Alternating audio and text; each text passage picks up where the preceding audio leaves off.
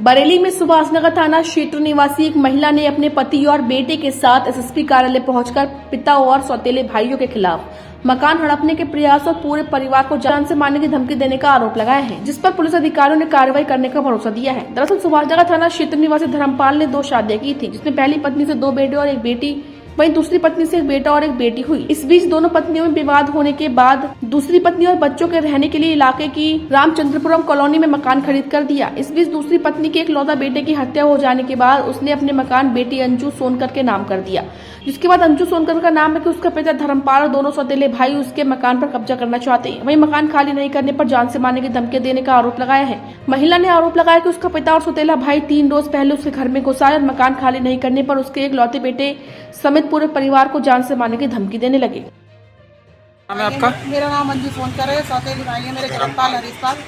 ये मुझे आए दिन परेशान करते हैं। मेरी माँ ने मुझे मकान दे दिया तो उसके पीछे पड़े हुए हैं और मेरे बेटे को मारने की कोशिश करते हैं। कहाँ रहती है? मैं बालाजी रामचंद्र।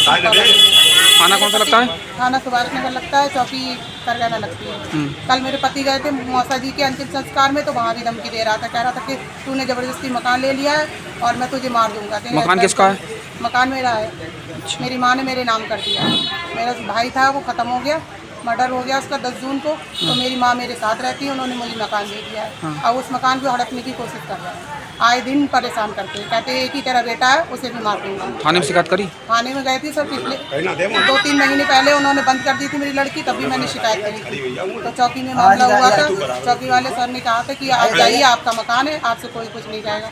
अब ये 3-4 महीने बाद इन्होंने फिर से यही ज़बरदस्ती करने की कोशिश कर रहे हैं। पिताजी मेरे, उनको भी अपनी तरफ कर लिया। माँ है मेरी जो मेरे पास रहती है, उन्हें भी अपने पास कर लिया। साहब से मिली, क्या आश्वासन मिला?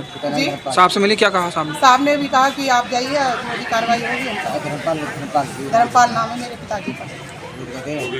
वो भी आए दिन परेशान करते हैं। क्या कहते परसों भी धमकी दे रहे थे कि मैं तुझे मार दूंगा और देख तेरा मकान तुझसे ले लूँगा वापस। है उन्होंने 2 शादी कर रखी है और जो माँ है उसको भी कोई खर्चा पानी नहीं देती है, वो भी मैं अपने साथ रख रही हूँ उनको। उनका बेटा खत्म हो गया तो मेरी जिम्मेदारी है। बोले मैंने आपको मकान दे दिया तो ये इनको आप रखो। मैंने कहा चलो ठीक है, मैं रखूँगी। फिर भी मुझे परेशान कर रहे हैं।